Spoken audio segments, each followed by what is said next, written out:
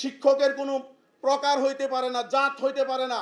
প্রাথমিকের শিক্ষক ও শিক্ষক, এমপিওভুক্ত শিক্ষক ও শিক্ষক, বিশ্ববিদ্যালয়ের শিক্ষক ও শিক্ষক।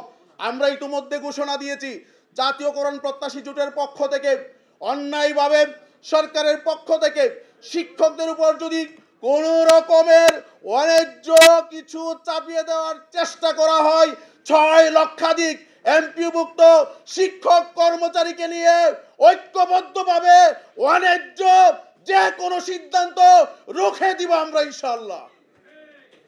আমি নেতৃবৃন্দ যারা আছেন তাদেরকে বলবো, আমাদের মধ্যে যে একতা তৈরি হয়েছে, আমাদের শহীদ মিনারে যে প্রোগ্রামটি হয়েছিল, এই প্রোগ্রামে প্রাথমিকের 8টি সংগঠনের সভাপতি সেক্রেটারি এসেছেন। আপনারা বিশ্ববিদ্যালয়ের যারা আপনারা গিয়েছেন ওখানে, আমাদের বিশ্ববিদ্যালয়ের শিক্ষার্থীরা, বিশেষ করে ডাবির শিক্ষার্থীরা, তারা মিছিল করে গিয়েছে আমাদের এখানে। সব মিলিয়ে যে অভূতপূর্ব ঐক্য হয়েছে।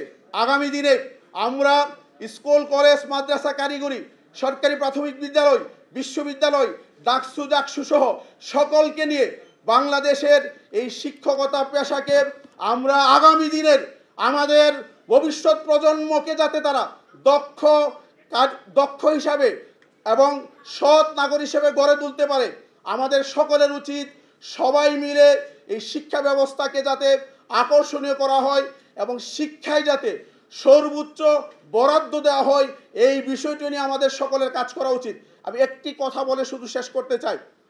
আমরা বাংলাদেশের সবচেয়ে বড় পেশাজীবী গোষ্ঠী এমপিওভুক্ত শিক্ষক কর্মচারী। আমাদের বেতন থেকে প্রতি মাসে 10% কর্তন করা হয়। অথচ আমার একজন শিক্ষক যখন সে অবসরে যায়, তার বেতন থেকে তিলে তিলে 40 বছরে, 35 বছরে, 30 বছরে যেই টাকাটি কেটে রাখা হয়েছে, এই টাকাটি পর্যন্ত তাকে 5-6 বছর ঘুরে ঘুরে পেতে হয়। এমন অনেক শিক্ষক আমরা দেখেছি যিনি তার অবসর কল্যাণের টাকা পাওয়ার আগেই এই দুনিয়ার সফর শেষ করে তাকে যেতে হয়, যা অত্যন্ত দুঃখজনক এবং অমানবিক। আগামী দিনে আমরা সকল রাজনৈতিক দলের সাথে কাজ করা শুরু করেছি। যারা আগামী দিনে আপনার ক্ষমতায় আসবে তাদের সাথে, প্রত্যেকটি দলের সাথে আমরা কথা বলছি। আমরা চাই আগামী দিনে শিক্ষায় সর্বোচ্চ বরাদ্দ যাতে রাখা হয়।